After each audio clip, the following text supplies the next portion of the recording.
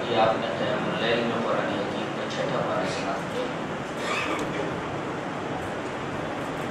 پارے کی ابتدا میں ایک بات کہی جا رہی ہے، لا يحب الله الجهر بالسوء من القول إلا من ظلم۔ اللہ یہ پسند نہیں کرتا کہ کوئی شخص کسی کی پیٹھ پیچھے برائی کرے، اس کا عیب نکالے۔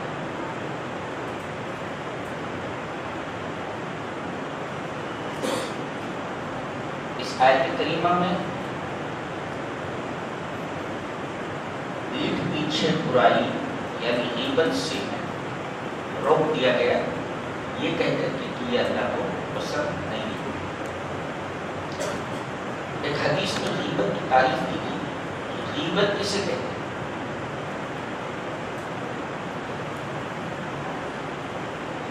نبی اکرم صلی اللہ علیہ وسلم نے اس کی ڈیفینیشن بتایا، ذکر کا اخاک بما یکرہ، اپنے بھائی کا ذکر اس طرح سے کرنا کہ اگر وہ سن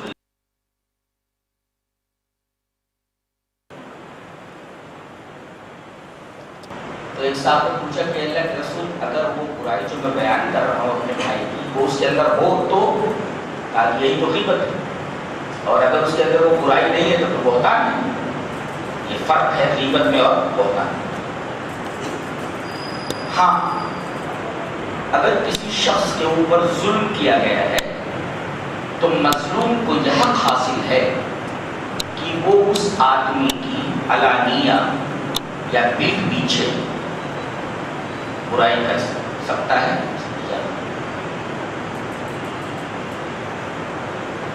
یا اسی طریقے سے کوئی آدمی کسی برائی میں مبتلا ہے اور آپ کو یہ محسوس ہوتا ہے کہ اگر اس شخص کی برائی کچھ لوگوں سے بیان نہ کی گئی تو کچھ لوگ اس برائی میں ملوث ہو جائیں گے، تو اس شخص کی برائی لوگوں سے بیان کرنا درست ہے۔ یہ غیبت نہیں، اسے روکا گیا ہے۔ اور ایک نکتہ اور ملا کہ جب آدمی دوسرے کے عیوب کو دوسروں کے سامنے نہیں بیان کر سکتا تو اپنے عیوب کو دوسروں کے سامنے کیسے بیان کر سکتا؟ جائز نہیں۔ آج تو چڑھا لیا ساتھی سے بولے پہلے چڑھا لینا، ڈرنک کر لینا، پی لینا، شراب پی لینا ایک بری بات ہے، ایک عیب ہے۔ اب اس کو اپنے ساتھی سے بیان کر رہا ہے کہ کل چڑھا لیا، اس وجہ سے ذرا دیر میں اٹھا، تو میں فلاں گرل فرینڈ کے ساتھ، تو یہ زنا، یہ شراب، یہ عیب ہے، یہ برائی ہے۔ آدمی دوسرے کے عیب کو دوسرے کے سامنے جب بیان نہیں کر سکتا، اللہ اس کو پسند نہیں کرتا، تو آدمی اپنے عیب کو دوسروں کے سامنے کیسے بیان کر سکتا ہے؟ تو بدرجہ اور ناجائز۔ اور یہی سے ایک نکتہ ہوا کہ پادریوں کے سامنے لوگ جا کر کے جو کنفیس کرتے ہیں، کنفیس جائز نہیں ہے۔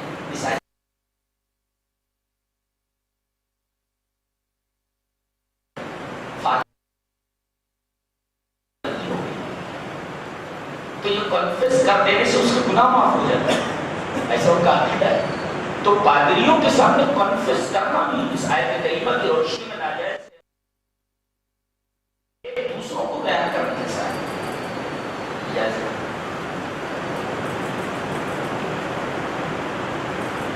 اس کے بعد اللہ نے فرمایا ان الذین یکفرون باللہ ورسلہ وَيُرِيدُونَ أَن يُفَرِّقُوا بَيْنَ اللَّهِ وَرُسُلِهِ وَيَقُولُونَ نُؤْمِنُ بِبَعْضٍ وَنَكْفُرُ بِبَعْضٍ۔ کچھ لوگ ایسے ہیں جو اللہ اور اس کے رسول کے درمیان تفریق کرتے ہیں۔ بعض لوگ کہتے ہیں قرآن کو مانتے، حدیث کو نہیں مانتے۔ بعض لوگ کہتے ہیں کہ ہم اللہ کو مانتے، رسول کو نہیں مانتے۔ بعض لوگ کہتے ہیں ہم اللہ کو تو مانتے مگر قرآن کو نہیں مانتے۔ تو یہ اللہ اور اس کے رسول کے درمیان تفریق کرنے جیسا ہے۔ یہ تو ایسے ہی ہوا جیسے کوئی کہے کہ ہم بعض پر ایمان لاتے ہیں اور بعض پر ایمان نہیں لاتے، جبکہ اسلام میں ایمان بھی جمیع معتبر ہے۔ ایمان بالبعث اور کفر بالبعث یہ معتبر نہیں ہے کہ ہم بعض اصولوں کے اوپر تو ایمان لاتے ہیں اور بعض کا انکار کرتے ہیں. ایمان بالجمیع معتبر ہے, تمام کا ایک ساتھ اعتبار ہے اور تمام پر ایک ساتھ ایمان لاؤ, جس کو کہتے ہیں ایمان بالجمیع, تمام کے اوپر اعتبار رکھیں. اور سے مراد جو نبی کریم صلی اللہ علیہ وسلم لے کر.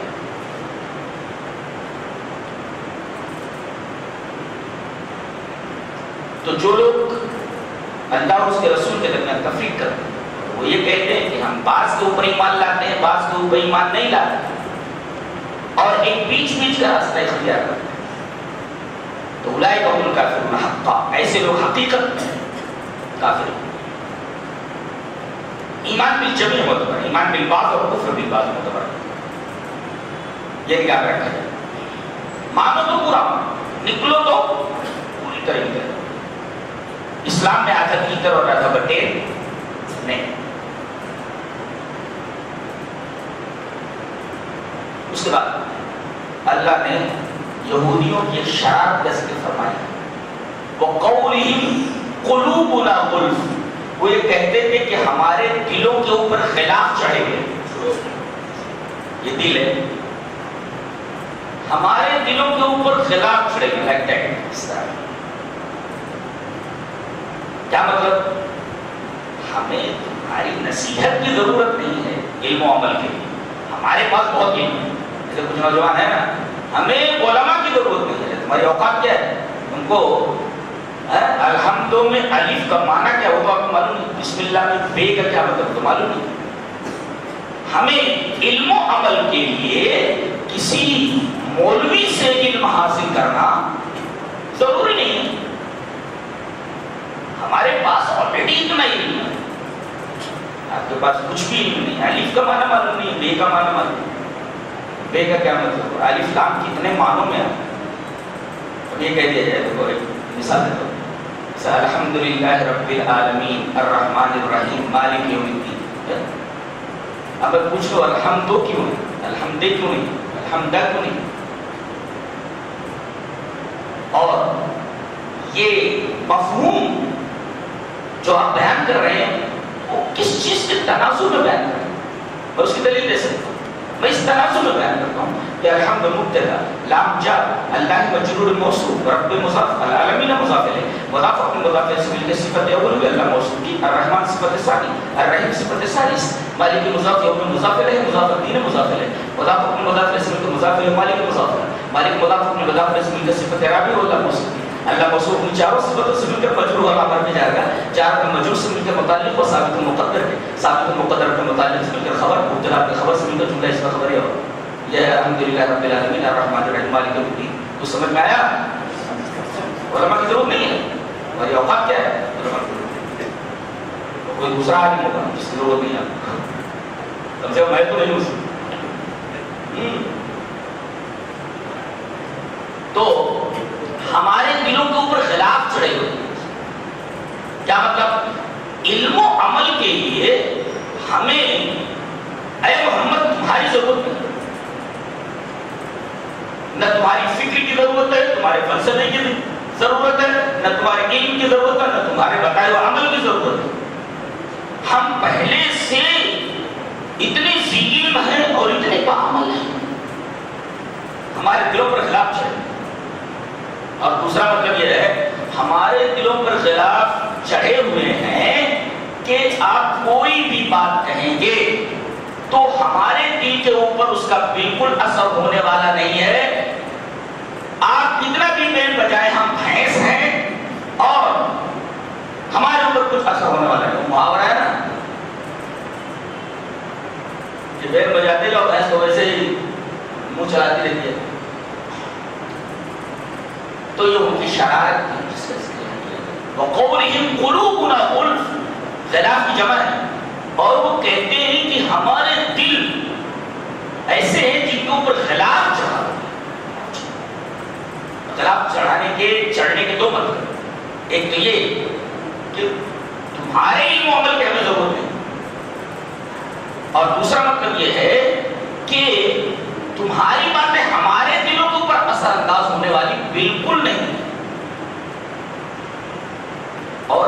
کا یہاں اور بھی مستفاد ہوا وہ یہ کہ نوجوانوں کو، لوگوں کو جماعت کے ساتھ جڑ کر رہنا چاہیے، ایک جماعت سے الگ نہیں ہونا چاہیے۔ نوجوانوں کو علماء سے مل کر رہنا چاہیے، خود عالم نہیں بن جانا چاہیے، اور جماعت کے جو ذمہ داران ہیں ان کو بھی باوقار رہنے کی ضرورت ہے۔ وہ جب کوئی فیصلہ لے تو ایک ذمہ دارانہ فیصلہ، اسٹرکٹ فیصلہ، وہ اپنے وقار کو ملحوظ رکھیں اور جو ان سے منسلک ہیں وہ ان کا احترام کریں، اور آپس میں مشورے کے ذریعے کسی تنظیم کو، کسی جماعت والے ہمیں ان کی ضرورت نہیں، انہیں ان کی ضرورت نہیں، یہی ساری کلمت روشنی میں حرام ہے۔ یہ اجتماعیت کو خراب کرنے والی چیز ہے، اور مسلمانوں کو اجتماعی زندگی بسر کرنے کی جگہ جگہ تاکید کی ہے۔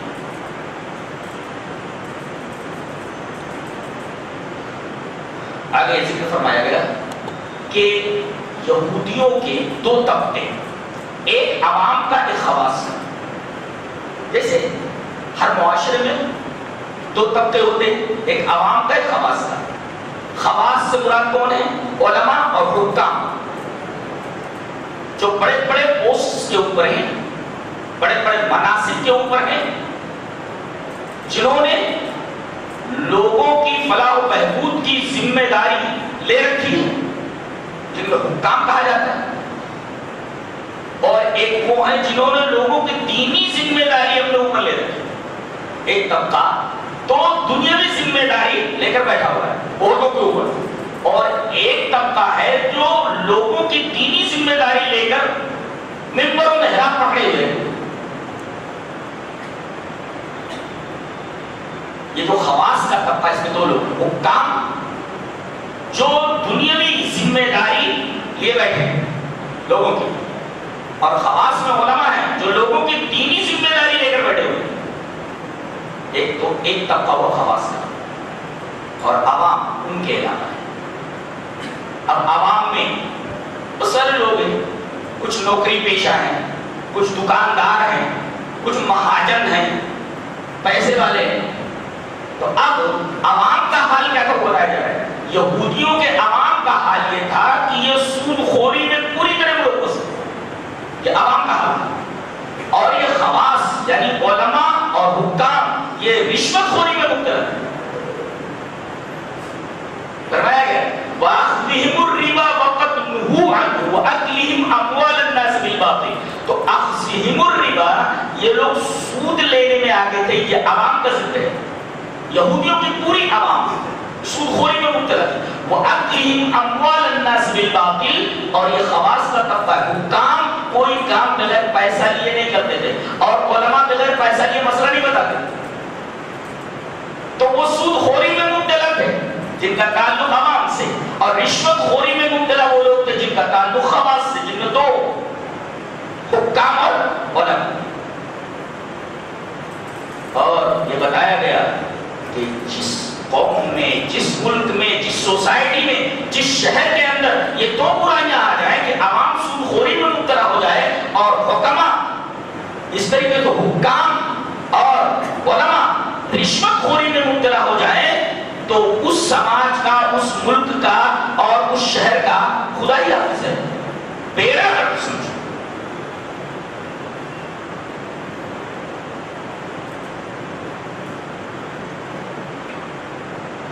آگے ذکر کیا گیا وَقَوْلِهِمْ إِنَّا قَتَلْنَا الْمَسِيحَ عِيسَى ابْنَ مَرْيَمَ رَسُولَ اللَّهِ وَمَا قَتَلُوهُ وَمَا صَلَبُوهُ وَلَكِنْ شُبِّهَ لَهُمْ۔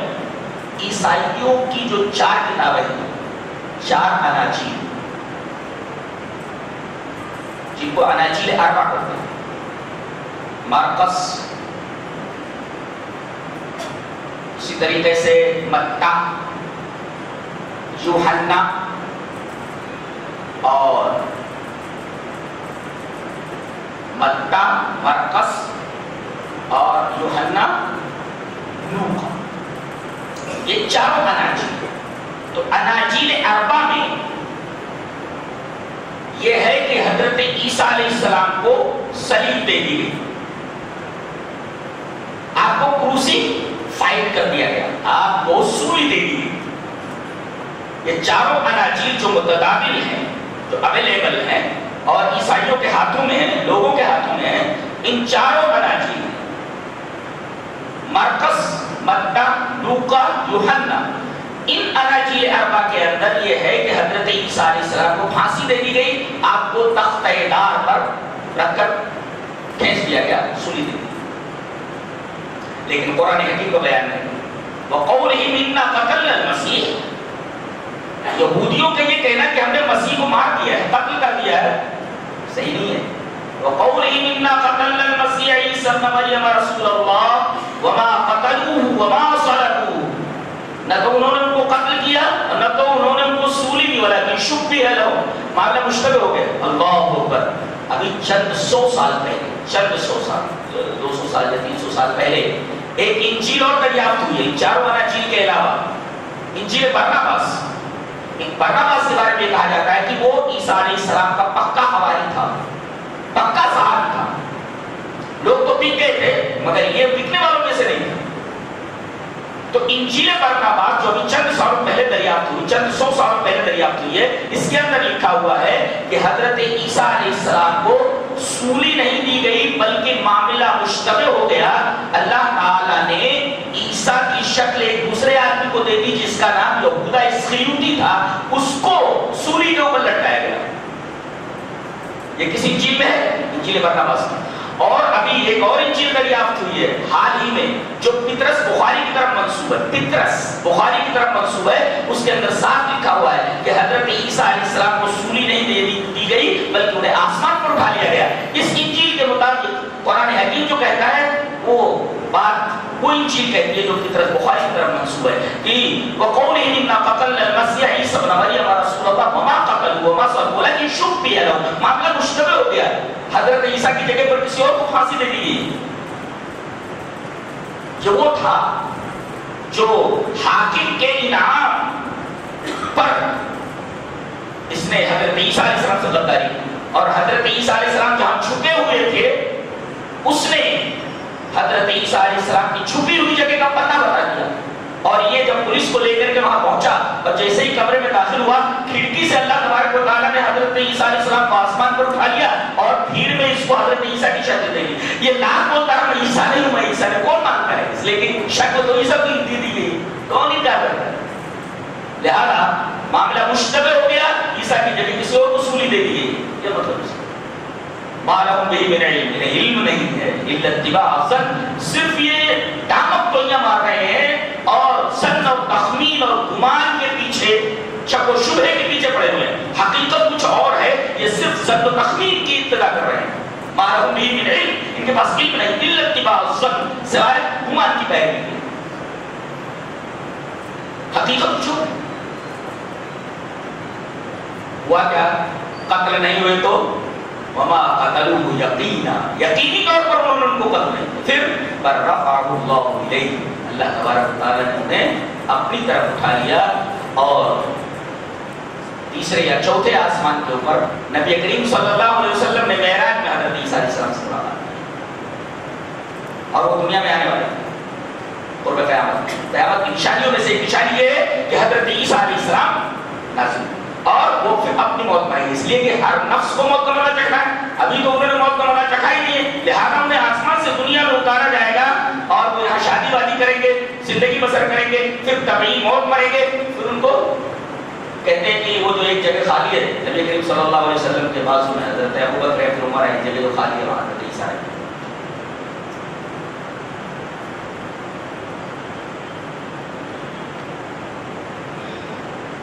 آگے فرمائے گا بہت دری بات ہے وَرُسُلًا قَدْ قَصَصْنَاهُمْ عَلَيْكَ وَرُسُلًا لَمْ نَقْصُصْهُمْ عَلَيْكَ وَكَلَّمَ اللَّهُ مُوسَىٰ تَكْلِيمًا رُسُلًا مُبَشِّرِينَ وَمُنذِرِينَ لِئَلَّا يَكُونَ لِلنَّاسِ عَلَى اللَّهِ حُجَّةٌ بَعْدَ الرُّسُلِ.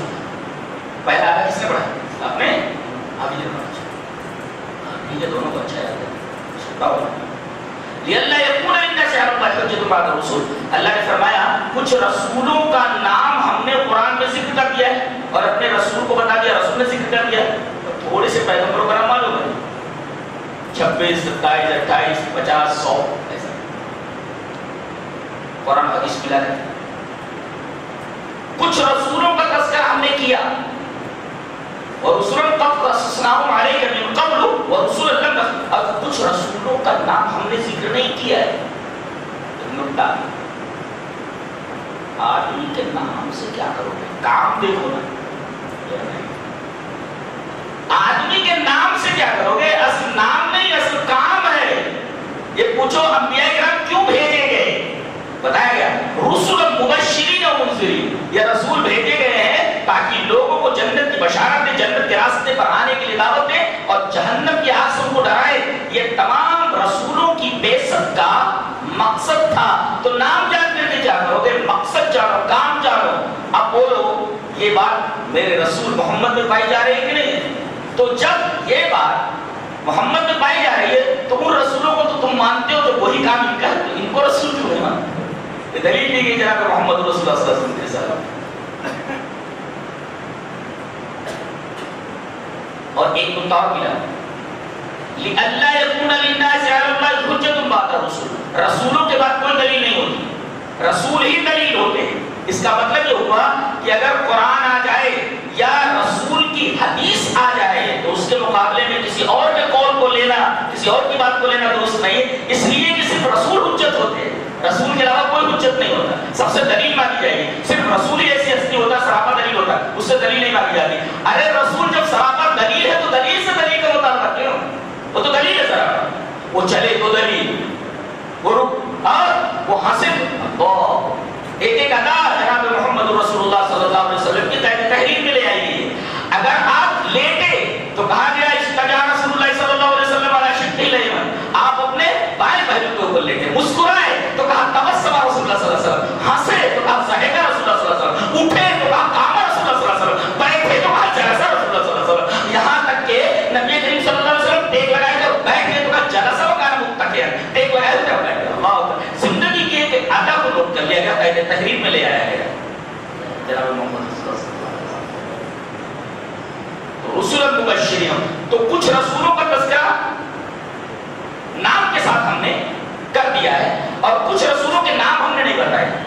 تو نام اصل نہیں ہے، کام دیکھو کس لیے آئے تھے۔ سارے رسولوں کا مقصد کیا تھا؟ مبشرین و منذرین، یہ مقصد ہے۔ اب یہی کام اگر میرے رسول کا ہے تو اسے رسول مانیں گے، کیا دقت پیش آ رہی ہے؟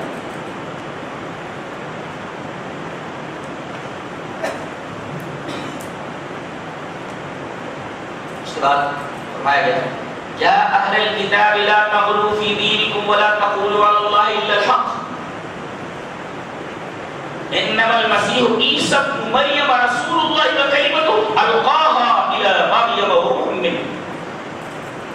اے اہل کتاب غلو مت کرو۔ غلو کا مطلب کیا ہوتا ہے اس کو سمجھا دو۔ کسی ہائی اسکول فیل کو کہہ دینا کہ یہ پی ایچ ڈی ہے، یہ غلو ہے، ہائی اسکول فیل ہے۔ کسی ہائی اسکول فیل کو یہ کہہ دینا کہ وہ پی ایچ ڈی ہے، پروفیسر ہے، یہ غلو ہے۔ اور کسی پروفیسر کو کہہ دینا کہ یہ 10ویں فیل ہے، یہ بھی غلو ہے۔ پہلا جو ہے ایک قسم کی تعریف ہے اور یہ تنقیص درست۔ تو یہاں اللہ تبارک و تعالیٰ نے یہودیوں کا اور عیسائیوں کا دونوں کا رد فرمایا۔ یہودی کیا کہتے تھے؟ یہ ابن الفاعل ہے، زانیہ کے بیٹے حرامی۔ کن کو؟ حضرت عیسیٰ۔ کیا کہتے تھے؟ ابن الفاعل، حول ولا قوت الا باللہ۔ حضرت عیسیٰ علیہ السلام کو کہتے تھے کہ حرامی، ابن الفاعل ہے حرامی، زانیہ کے بیٹے، لیکن تمام نہیں۔ اور بعض لوگوں نے الزام لگایا کہ یہ اپنے خالو سے لوگ زکریا کے بیٹے ہیں، بولے۔ اور حضرت مریم علیہ السلام کے رشتے میں حضرت زکریا خالو رکھتے ہیں، خالو کے ساتھ ان کو ملوث مانا گیا۔ اتنی خراب اور ذلیل اور رذیل قوم تھی کہ اس کے منہ میں جو کچھ آتا تھا بک جاتا تھا۔ تو انہوں نے کہا یہ ابن الفاعل ہے، ثانیہ کے بیٹے، یہ ایک طریقے کا غلو تھا۔ اور عیسائیوں نے کہا کہ یہ ابن اللہ، ایک نے کہا ابن الفاعل ہے، ایک دم درجہ گھٹا دیا ثانیہ کے بیٹے۔ ایک نے کہا کہ یہ اللہ کے بیٹے ہیں، یہ غلو ہے۔ گھٹا دینا اور بڑھا دینا، اللہ تبارک و تعالیٰ نے یہ غلو گھٹانے اور بڑھانے دونوں کا رد فرمایا۔ پہلے یہودیوں کا رد فرمایا، کہا کہ ان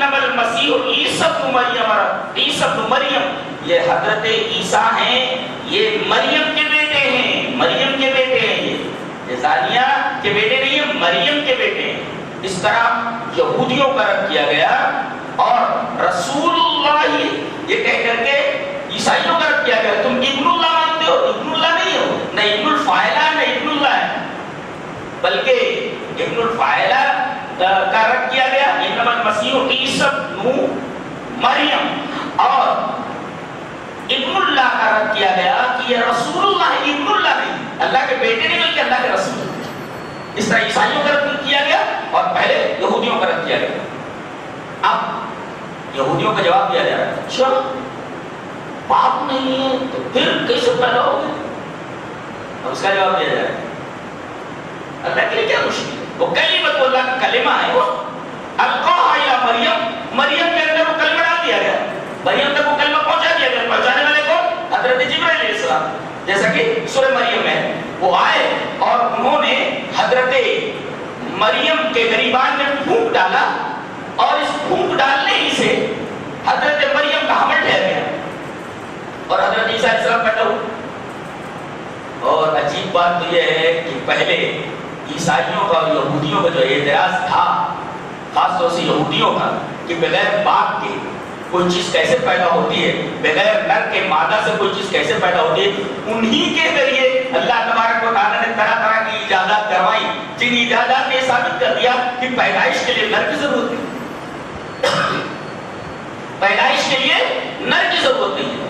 پہلے تو ایک ڈیولپنگ مسئلے کو پیش نظر رکھا گیا کہ کسی بھیڑ کا خلیہ لے لیا گیا، سیل لے لیا گیا اور مادہ بھیڑ کا اور نر بھیڑ کا خلیہ لے کر کے دونوں کو فرٹیلائز کیا گیا. اس طریقے سے ایان ویلمٹ کر کے، میرا حافظہ اگر غلطی نہیں کر رہا ہے تو سوئس ہے، سوئٹزرلینڈ کا سائنسداں ہے جس کا نام ایان ویلمٹ ہے. اس نے ڈولی نام کی ایک بھیڑ بنائی، ڈولی نام کی ایک بھیڑ بنائی جس میں کسی نر بھیڑ نے اس مادہ بھیڑ سے جنسی تعلق نہیں قائم کیا تھا. اس طریقے سے بغیر نر کے مادہ سے بچہ پیدا کر لیا گیا، اس کا نام ڈولی رکھا گیا. اور پھر جب بایولوجی نے ترقی کی تو بایولوجی کا پڑھنے والا طالب علم جانتا ہے کہ پپیا یہ دیکھو یہ پھل فروٹس ہے، سب پھل فروٹس بے جان چیز ہے. اور اسی طرح حیوانات میں نر کی ضرورت نہیں، نر کی ضرورت نہیں. پپیا کے فرٹیلائز ہونے کے لیے نر زریچوں کی ضرورت نہیں. ایسے ہی پپیا پیدا ہو جاتا ہے بغیر نر کے. اور ایسے ہی آج کل جو مرغیاں ہیں، جو انڈے آپ کھاتے ہیں، ان انڈوں سے بچے نہیں نکلتے، بلکہ ان مرغیوں کو ہارمونز دے کر کے ان کو انڈیوس کیا جاتا ہے. جنسی طور پر یہ حیجان جاتی ہے اور بغیر مرغے کے ان کا حمل ٹھہر جاتا ہے اور انڈے پیدا ہوتے ہیں. دیکھیں بغیر مرغے کے صرف ہارمونز دے کر کے انڈیوس کر کے اور اس طریقے سے ان کے انڈوں کو باہر کیا جاتا ہے، وہاں نر کی ضرورت نہیں. اللہ تبارک و تعالیٰ نے انہی سائنسدانوں کے ذریعے یہ بات سامنے رکھ دی کہ کسی کی پیدائش کے لیے نر کی تلویث، نر کا ملوث والا مادہ کے ساتھ ضروری نہیں. اب حضرت عیسیٰ علیہ السلام کس طرح پیدا ہوئے مان لیا جائے، جیسے ہمارے مفکرین نے کہا کہ حضرت عیسیٰ علیہ السلام نے کس طریقے سے حضرت مریم کے پیٹ میں آئے. حضرت جبرائیل نے مریم کے گریبان میں پھونک ڈالا. پیدا کیسے ہوتا ہے بچہ؟ بایولوجی کا طالب علم جانتا ہے کہ عورتوں کا جو جنسی خلیہ ہوتا ہے، جنسی خلیہ سیل جو ہوتا ہے، سیل کے اندر ایک نیوکلیس ہوتا ہے، نیوکلیس مرکز کا ایک کوڈ ہوتا ہے، اور مرد کا جو جنسی خلیہ ہوتا ہے اس کوڈ کو ڈیکوڈ کرتا ہے. اگر وہ کوڈ ڈیکوڈ نہ ہو تو بچہ پیدا نہیں ہوتا. اگر وہ کوڈ ڈیکوڈ ہو جائے کسی بھی طریقے سے تو بچہ ٹھہر جاتا ہے، اس لیے نر کی ضرورت نہیں ہے. اسی طریقے سے حضرت جبرائیل علیہ السلام نے جب پھونک ڈالا تو ان کے ریڈیشن اور ان کی اشعاع سے حضرت مریم کا جو سیل تھا، جنسی سیل، وہ ڈیکوڈ ہو گیا اور اس طریقے سے حضرت عیسیٰ علیہ السلام ان کے پیٹ میں آ گئے اور حضرت مریم کا حمل ٹھہر گیا. معقول بات ہے، سائنٹیفک ہے، غیر سائنٹیفک ہے، ان سائنٹیفک نہیں. تو القاها الى مریم وروح من، اللہ کا کلمہ ہے. اچھا ایک نقطہ اور ملحوظ رکھا جائے، انسان کی پیدائش میں دو عامل ہوتے ہیں.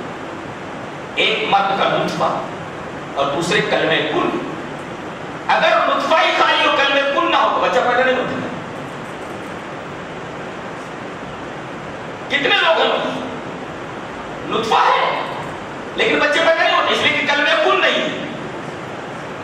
اللہ نے پیدا ہوگا تب ہوتا بچہ. پتا یہ چلا کہ صرف نطفے سے بچہ پیدا نہیں ہوتا بلکہ کلمہ کن ضروری ہے. اور کلمہ کن کون کہتا ہے؟ اللہ. لہذا اولاد اللہ سے مانگی جائے. یہ سائنٹیفک ہے, کسی اور سے نہ مانگا جائے. کلمہ کن کہنے والا کون؟ اللہ. کہ بابا, جب بابا کلمہ کن نہیں کہہ سکتے ان کے اختیار کچھ نہیں, کہاں جاتے ہو کسے مانگیں گے؟ کلمہ کن کہنے والا تو وہی ہے. کلمہ کن اس کے علاوہ کوئی کہہ نہیں سکتا. اور نطفے سے صرف بچہ پیدا ہوتا نہیں, کلمہ کن ضروری ہے. اور کلمہ کن اللہ کہتا ہے. جب نطفہ آیا اور کلمہ کن آیا تو بچہ پیدا ہو گیا. صرف نطفہ ہے مگر کلمہ کن نہیں ہے تو بچہ پیدا نہیں ہوتا. کلمہ کن کون کہتا ہے؟ صرف اللہ. تو پھر اس کے کلمہ کن سے جب بچہ پیدا ہوتا ہے تو کسی مزار پر جا کر کے کسی بابا سے بچہ لینا یا یہ ساتھ دے دیں گے وہ ساتھ دے دیں گے تو بالکل انسائنٹیفک بات ہے, غیر سائنٹیفک.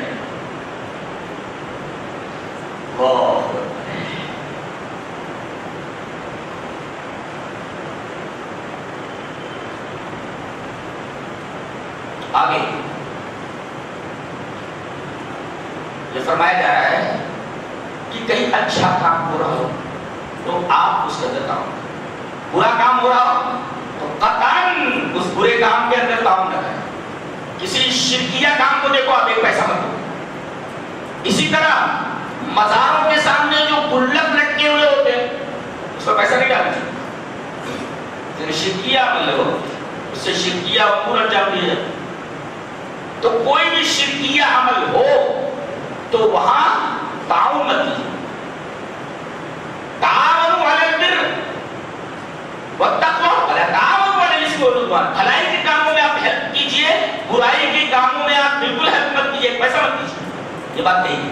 اس کے بعد 11 چیزیں حرام ہو بتائی گئی. حرمت علیکم المیتۃ والدم ولحم الخنزیر وما اہل لغیر اللہ به والمنخنقۃ والموقوذۃ والمتردیۃ والنطیحۃ وما اکل السبع الا ما ذکیتم وما ذبح علی النصب وان تقسموا بالازلام ذلک فسق.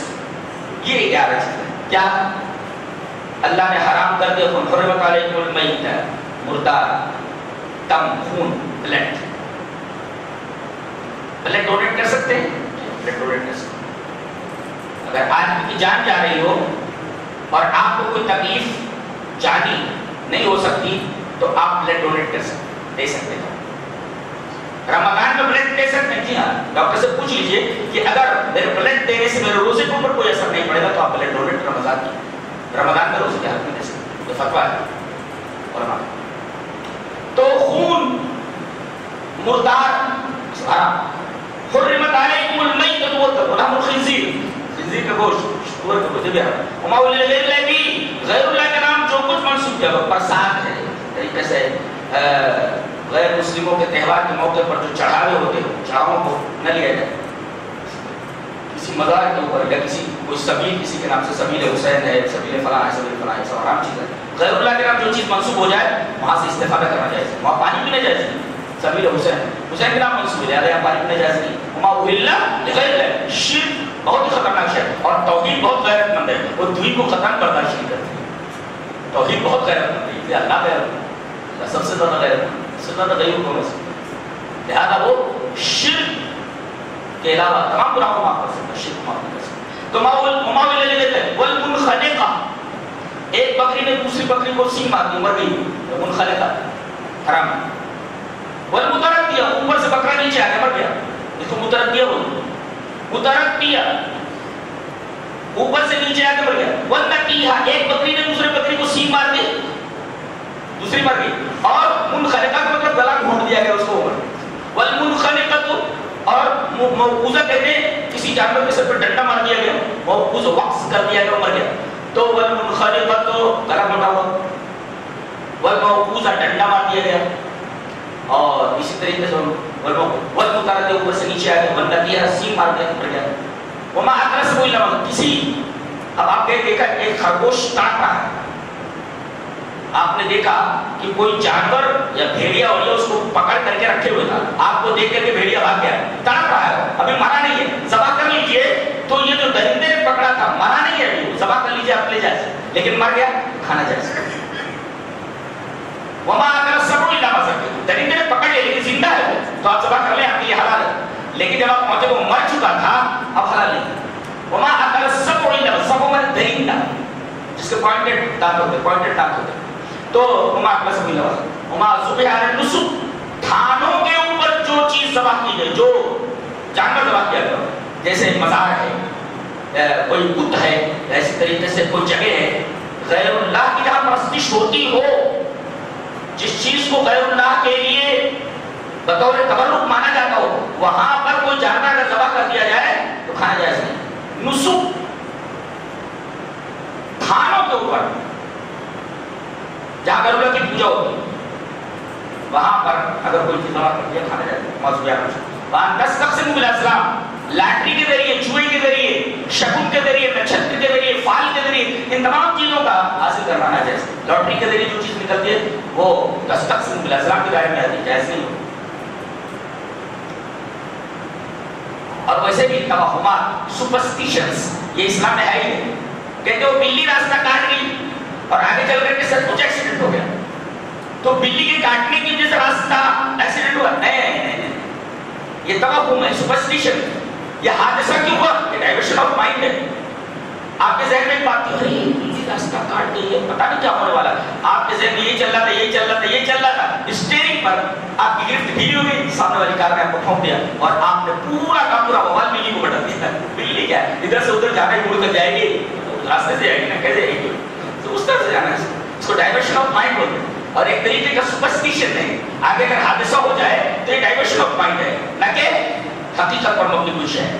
اسلام میں اس طریقے کے وہم اور توہم پرستی اور سپرسٹیشنز کا کوئی تصور نہیں ہے. کوے معمول گھر کی مڈیر کے اوپر بول رہی کوئی مہمان آنے والا ہے، کوے سے مہمان کیا کرتا ہے؟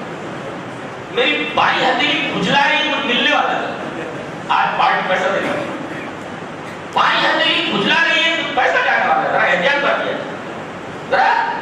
یہ میں نے ایسا پوچھا اگر بلی راستہ کاٹ جائے تو حادثہ ہو، کتا راستہ کاٹ جائے کیا ہوتا ہے؟ تو نہیں جواب دے سکتے، نہیں جواب دے سکتے. بلی ایک اچھی، بلی اور کتے میں فرق ہے. بلی اگر پانی میں منہ ڈال دے یا برتن میں منہ ڈال دے برتن پاک، کتا اگر ڈال دے تو 7 مرتبہ دھوئے بغیر پاک نہیں ہوگا، 1 مرتبہ مٹی سے. نبی کریم صلی اللہ علیہ وسلم جو وضو بنا رہے ہوتے تو بلی آ جائے تو آپ صلی اللہ علیہ وسلم جس لوٹے سے وضو بنا رہے ہوتے آپ لوٹے کو اس کی طرف ایسے جھکا دیتے اور بلی اس لوٹے سے پانی پی لیتی اور آپ اسی پانی سے وضو کر لیتے. اس کا مطلب بلی کا جوتا پاک ہے جبکہ کتے کا جوتا نہ پاک ہے. یہاں تک کہ برتن میں منہ ڈالتے تو 7 دفعہ دھونا اور 1 مرتبہ پانی اس مٹی سے دھونا، اس کے بغیر پاک نہیں ہوتا. بعض کامچور عورتیں ہوتی ہیں وہ سارے برتن جو جھوٹے ہیں، جھوٹے برتن وہ سامنے رکھ دیتی ہیں. وہ کتے آتے ہیں اس میں منہ ڈال کر کے چلے جاتے ہیں اور یہ 1 مرتبہ 2 مرتبہ دھل کر کے اس کو لگا دیتی. ارے 1 مرتبہ 2 مرتبہ دھلنے سے پاک تھوڑی ہوا، اب اسی ناپاک برتن میں شوہر کو کھانا دیتی. 3 مرتبہ دھلا اس نے، 3 مرتبہ دھلنے سے برتن تھوڑی پاک ہوتا ہے. ارے کامچور اس کو یاد ہوتا اور صحیح جگہ رکھ کے جہاں کتا منہ نہ ڈالے. بہت جگہوں پر دیہاتوں میں دیکھا جاتا ہے وہ باہر کھڑے رہتے ہیں، برتن گندے سندے ہو جاتا ہے، کتا منہ ڈال دیتا ہے، اس کو تھوڑا دور دور کر کے ڈال دیتے ہیں. برتن ناپاک ہے، 7 مرتبہ دھلنا اس کو، 1 مرتبہ مٹی سے ایسا ہو سکتا.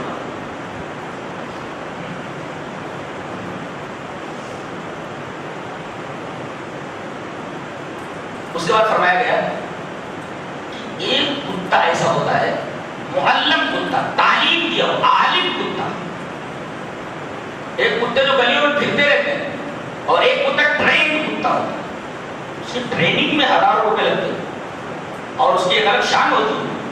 وہ عام جو گلی کے کتے ہوتے ہیں ان بالکل مکس نہیں ہوتے، اس کی ایک شان ہوتی ہے. آپ نے دیکھا ہے ٹرینڈ کتے کو. بعض لوگ کیا کرتے ہیں، ہمارے ایک دوست ہے حنیف صاحب نے گجرات کا کمپاؤنڈ ہے، اس کے اندر بڑی قیمتی چیزیں سب رہتی ہیں لوہا وغیرہ.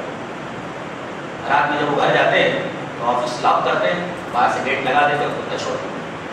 تو اتفاق سے چور اندر گیا، اس کا کام ہو گیا. بالکل کروکوڈائل جیسے گھومتا رہتا ہے. اچھا جب مالک کو دیکھتا ہے، مالک کے ساتھ کسی کو دیکھ لیا حملہ نہیں کرتا.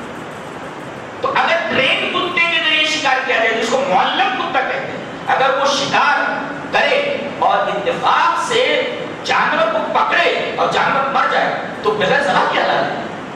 اور ایک عام کتا اگر کسی جانور کو پکڑے اور مار ڈالے تو اس کا کھانا حرام ہے، جائز نہیں ہے. لیکن معلم کتا، ٹرین کتا اگر کسی جانور کو پکڑے اور جانور مر جائے تو اس کا کھانا بغیر سبب کیا ہے. یہ علم میں فرق ہے، علم اور جہل. یہ جو گلی میں کتے بھوکتے رہتے ہیں جاہل کتے ہیں، اور جو ٹرین کتا یہ عالم کتا ہے. علم میں اور جہل میں کتنا فرق معلوم ہے؟ ایک کا جھوٹا حلال ہے اور ایک کا جھوٹا حرام ہے. علم آدمی کو کتنا بلند کر دیتا معلوم ہے؟ معلم تعلمونہن، آپ ان کو علم دے دیں، آپ ان کو سکھا ٹرین کرو. کتے سے یا کسی جانور سے جو ہے کتے سے شکار کرنے کی 4 شرطیں. ایک تو کتا معلم ٹرین کو سکھایا ہوا سکھایا ہوا، ایک. دوسرے خود شکار کی طرف نہ جائے بلکہ مالک چھوڑے تب شکار کی طرف جائے، 2. اور تیسرے جانور کو پکڑے مر بھی جائے تو اسے کھائے نہ بلکہ مالک کے پاس لے آئے، جب بیٹھا رہے وہاں کہ مالک آئے اور اس کو پکڑے لے جائے اس میں سے نہ کھائے. اور چوتھے بسم اللہ پڑھ کر کے اس کو چھوڑا گیا. یہ 4 شرطیں اگر پائی جاتی ہے تو معلم کتا اگر چھوڑا گیا اور جانور مر بھی گیا جس کو اس نے پکڑا ہے تو بغیر ذبح کیے ہوئے کھانا جائز حلال ہے. پرندوں میں ذو مخلب جو پنجوں سے پکڑتے اور پنجوں سے کھاتے ہیں، ایسے تمام پرندوں کو کھانا جائز نہیں. جیسے شکرا ہے، شاہین ہے، باز ہے، یہ تمام کے تمام پرندے اپنی مخلب اپنے پنجے سے شکار کرتے ہیں اور کھاتے ہیں. تو ذو مخلب جتنے بھی پرندے، اصول بتا دیا گیا، جو پنجے سے شکار کرتے ہیں ایسے تمام پرندوں کو کھانا جائز نہیں ہے. اور جانوروں میں جن کے دانت پوائنٹڈ ہے، پوائنٹڈ دانت جسے وہ پھاڑتے ہیں شکار کرتے ہیں، جیسے چیتا ہے، کتا ہے، بھیڑیا ہے، اور اسے جیکال ہے اور چوہے ہیں جن کے دانت پوائنٹ ہوتے ہیں، بلی ہے، کتا ہے، یہ سارے کے سارے ان کے دانت پوائنٹڈ ہوتے ہیں، پھاڑ کر کھانے والے. تو ایک اصول بتا دیا گیا کہ پرندوں میں ذو مخلب پنجے سے شکار کرنے والے اور جانوروں میں ذو ناب پوائنٹڈ دانت والے، یہ سب کے سب حرام ہے.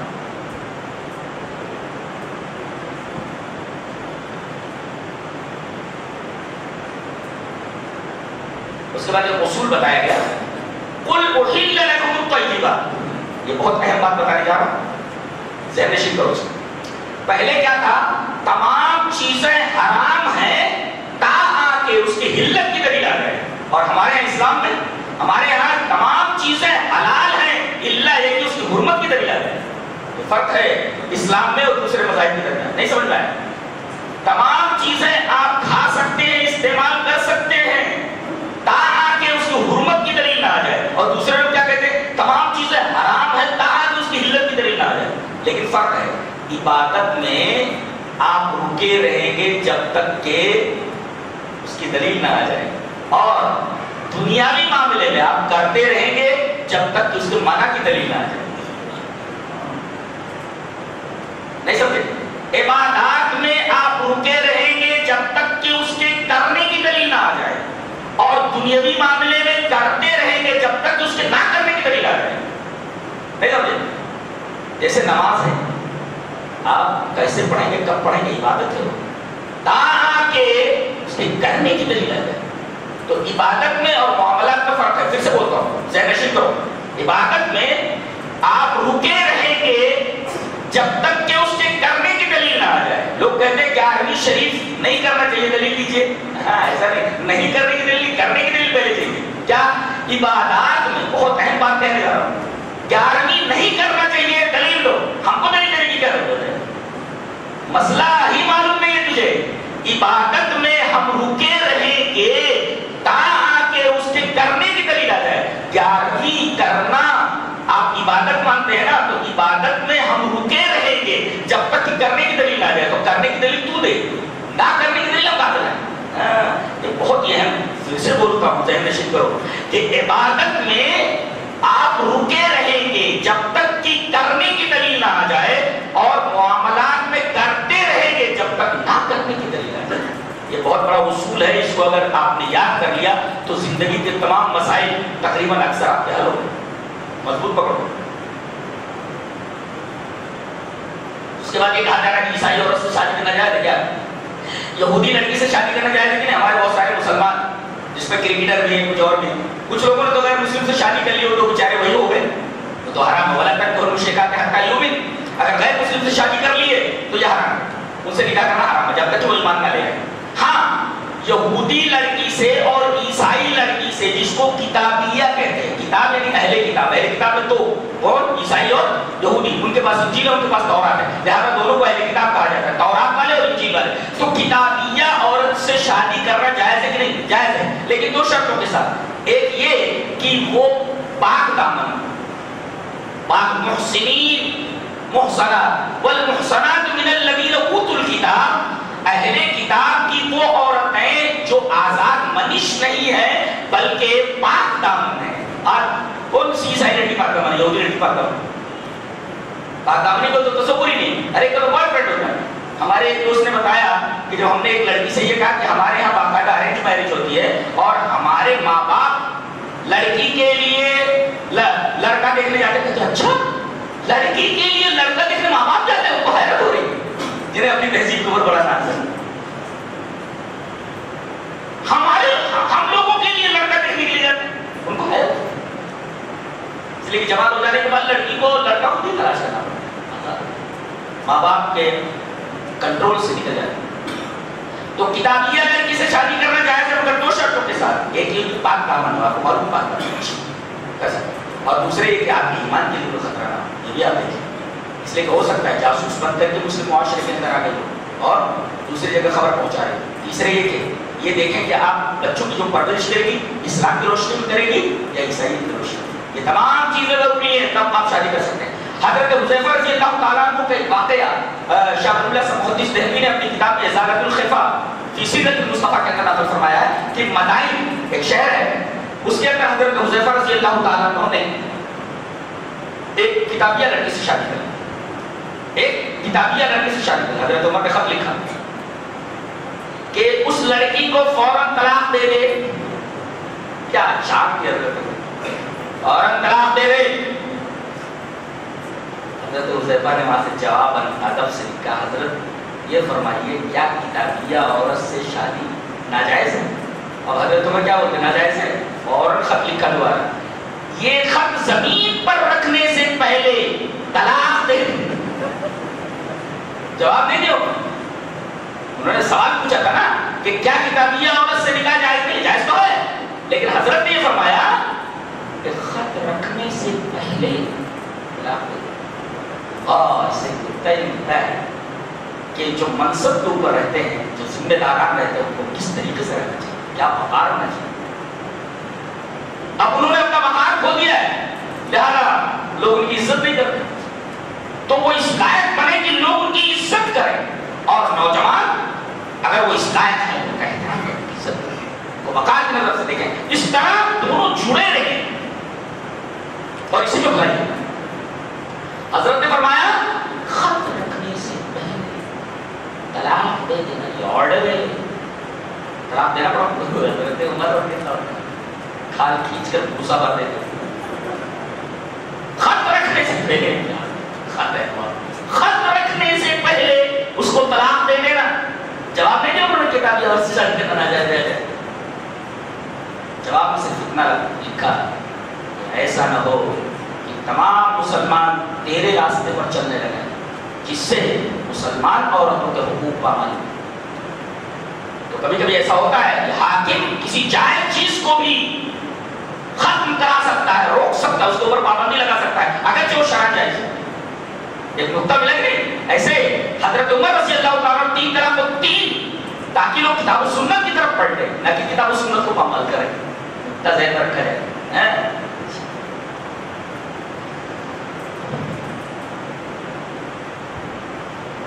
اس کے بعد اللہ تبارک و تعالی یہ فرمایا یا ایھا الذین آمنوا اتقوا اللہ وابتغوا الیہ الوسیلہ، اے ایمان والو اللہ کا وسیلہ طلب کرو۔ وسیلہ کسے بولتے ہیں؟ مقصود تک جانے والے سبب کو، مقصود تک جانے والے سبب کو وسیلہ بولتے ہیں۔ جیسے آپ اپنے گھر جائیں گے تو کیسے جائیں گے؟ موٹر سائیکل سے جائیں گے نا، موٹر سائیکل سبب ہے، یا موٹر سائیکل میں پیدل جا رہے تو راستہ سبب ہے۔ تو مقصود تک پہنچانے والی چیز پہنچانے والے سبب کو وسیلہ بولتے ہیں. اب اللہ تک جو اعمال پہنچا دیں وہ وسیلہ کا مطلب پھر سے سمجھا جائے. وسیلہ منزل مقصود تک پہنچانے والے سبب کو وسیلہ بولتے ہیں. اب جو بھی عمل اللہ تک پہنچا دے وہ وسیلہ ہے. یہاں یہ کہا لکھا ہوا بزرگوں کا وسیلہ، بابا کا وسیلہ، یہاں تو کچھ نہیں، وسیلہ ہے. اب اس کو فٹ کر لیں آپ بابا کا یا کسی پیر کا وسیلہ، یہ تو آیت کریمہ میں ہے ہی نہیں. یا آپ کا خود ساختہ بیان ہے یا آپ کی خود ساختہ تفسیر ہے. وسیلہ تین قسم کا جائز ہے. ایک زندہ کسی آدمی کا وسیلہ، نیک آدمی ہے میرے طور پر، جیسے حضرت عمر رضی اللہ عنہ فرماتے ہیں کہ جب بھی قحط پڑتا تو ہم مدینہ کے سب سے نیک آدمی نبی کریم صلی اللہ علیہ وسلم کے چچا محترم حضرت عباس بن عبد المطلب کے پاس آتے، کہتے حضرت بارش نہیں ہو رہی ہے، چلیے اللہ سے پانی مانگیے. تو جاتے باہر نکل کر کے بچے عورتیں سب نکل کے باہر فتوا کیا کہتے؟ وقال اللهم انا كنا نتوسل اليك بنبينا فتسقينا وانا نتوسل اليك بعم نبينا فاسقنا قال فيسقون. یہ دعا کرتے تھے کون؟ حضرت عباس. اے اللہ جب تک تیرے نبی زندہ تھے ہم ان کی دعا کے وسیلے سے بارش مانگتے تھے تو تو بارش دیتا تھا. آج تیرے نبی نہیں ہے تو ہم تیرے نبی کے چچا حضرت عباس بن عبد المطلب جو بڑے نیک آدمی ہیں ان کی دعا کے وسیلے سے بارش مانگتے ہیں تو بارش دے. راوی کہتے ہیں کہ بارش ہوتی تھی. پتہ یہ چلا کہ کسی نیک آدمی کے وسیلے کو لیا جا سکتا ہے، کسی نیک آدمی کی دعا کو وسیلہ بنایا جا سکتا ہے. دیکھو اگر کسی مردے سے کسی قبر والے سے وسیلہ جائز ہوتا تو دیکھو مدینہ ہی میں نبی کریم صلی اللہ علیہ وسلم کی قبر پر چلے جاتے، اے اللہ کے رسول آپ دیکھ رہے ہیں بارش نہیں ہو رہی ہے، اللہ سے دعا کیجئے بارش ہو. کوئی قبر کے اوپر نہیں گیا، زندہ آدمی کے پاس گئے، حضرت عباس بن عبد المطلب کے پاس، نبی کے چچا کے پاس گئے. اس سے پتا چلا کہ مردوں سے وسیلہ لینا جائز. ایک تو زندہ نیک آدمی کا وسیلہ، دوسرے اپنے نیک اور اچھے عمل کا وسیلہ کہ اللہ اگر میرا یہ عمل تیرے لیے تو اللہ میرے اس عمل کی وجہ سے میری یہ مصیبت دور فرما دے. وہ تین آدمی غار کے اندر پھنس گئے تھے اور وہ چٹان کھسک آئی تھی تو تینوں نے اپنے اپنے ایک عمل کو بتایا تھا کہ اللہ اگر یہ عمل میں نے تیرے لیے خالص کیا تھا تو اللہ چٹان کو ہٹا دے. چٹان تھوڑی سی سر گئی، پھر دوسرا دعا مانگتا چٹان تھوڑی سی اور سر گئی، پھر تیسرا مانگتا چٹان تھوڑی سی اور سر گئی. باہر نکلا. تو پتہ یہ چلا کہ کسی اچھے عمل کو آپ وسیلہ بنا سکتے ہیں کہ اللہ اگر یہ عمل میں نے تیرے لیے اور تیری رضا کے لیے کیا دیتا ہے تو ایک تو زندہ نیک آدمی کا وسیلہ، دوسرے کسی اپنے نیک عمل کا وسیلہ. جیسے ہم قرآن کی کوئی سورہ پڑھی، اے اللہ یہ قرآن تھی میں نے تیرے کلام کو پڑھا ہے اور خالص تیرے لیے پڑھا ہے تو اس کے وسیلے سے قرآن کے وسیلے سے تیرا کلام ہے اس کے وسیلے سے میں دعا مانگتا ہوں کہ اللہ میری فلاح حاجت پوری فرما دے. حاجت پوری ہو. دو اور تیسرے اللہ کے اسماء الحسنی کا وسیلہ ہے. اللہ تبارک و تعالیٰ کے بہت سارے نام ہیں، ستار، غفار، عزیز، حفیظ، اس کے وسیلے سے. اے ستار میرے عیبوں کو چھپا دے، اے غفار میرے گناہوں کو چھپا دے. مگر تو اللہ کے اسماء الحسنی تو تین وسیلے جاتے ہیں، بقیہ کوئی وسیلے جاتے.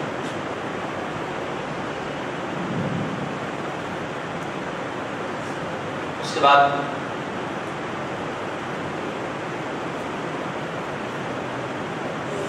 یہ ذکر فرمایا گیا کہ تین طریقے کے عیسائی. ایک کہتے ہیں کہ لقد کفر الذین قالوا ان اللہ هو المسیح ابن مریم، کہ یہ مسیح ابن مریم جو ہے یہی اللہ ہے. جیسے بعض لوگوں کا عقیدہ یہ کہ محمد ہی اللہ ہے. شعر ہے نا کہ وہی جو مستوی عرش تھا خدا ہو کر اتر پڑا ہے مدینے میں مصطفیٰ ہو کر. اس کا مطلب یہ کہ مصطفیٰ اور خدا دونوں ایک ہی ہیں.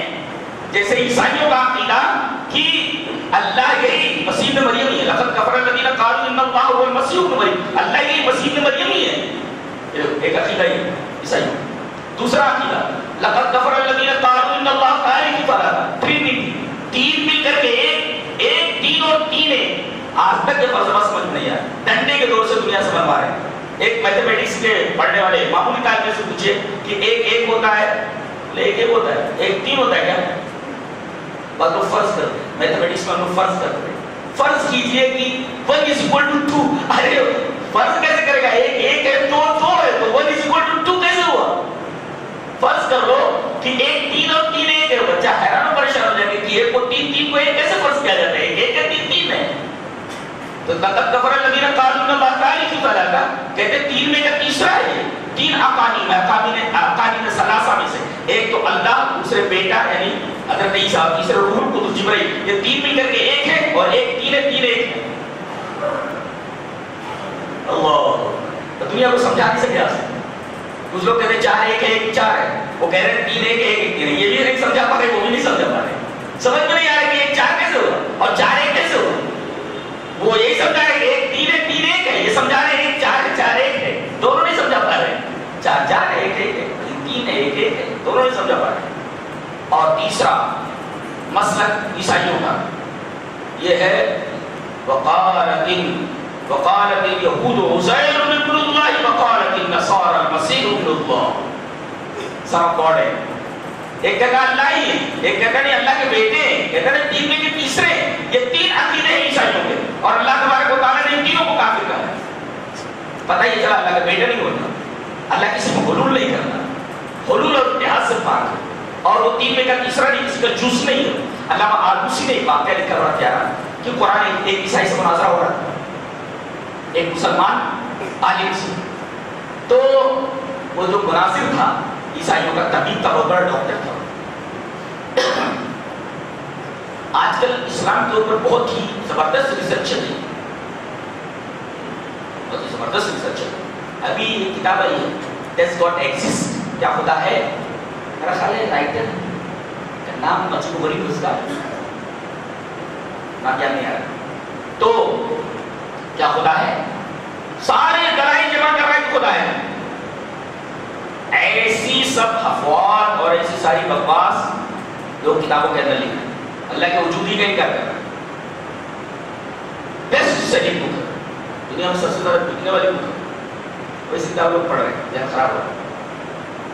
جبکہ ہمارے بہت سارے اسکالرس جیسے ابو حمزہ وغیرہ، حمزہ الحمدللہ باقاعدہ جواب دیتے ہیں، پیک کر دیتے ہیں. اس کو تو پیک کر کے رکھتے ہیں جس نے کتاب لکھی ہے، اس کو پیک کر دیتا ہوں، جواب نہیں دے سکا. تو ہمارے اسکالرس بھی الحمدللہ کافی محنت کر رہے ہیں، ان کو ہر محاذ کے اوپر پکڑتے ہیں، ان کا جواب دیتے ہیں.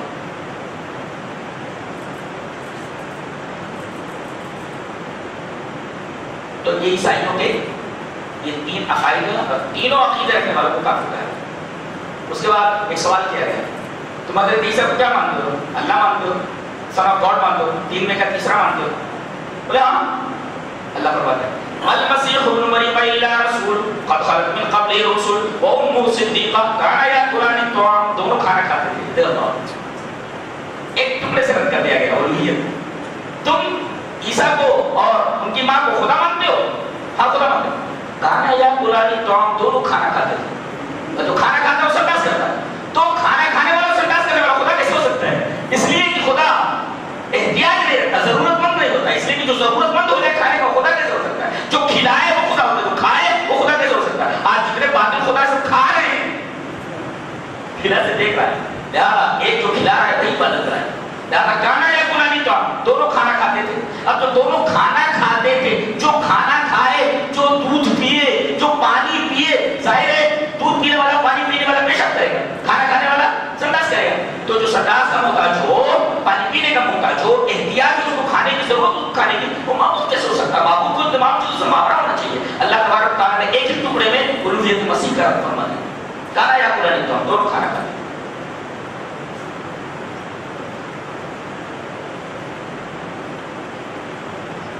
اس کے بعد یہ فرمایا گیا دنیا میں تمہارے سب سے بڑے دشمن جانتے ہو کون ہے؟ یہود ہے. لَتَجِدَنَّ أَشَدَّ النَّاسِ عَدَاوَةً لِلَّذِينَ آمَنُوا الْيَهُودُ، مومنوں کے سب سے بڑے دشمن دنیا میں یہودی ہیں. اس کے بعد وَالَّذِينَ أَشْرَكُوا مشرکین ہیں.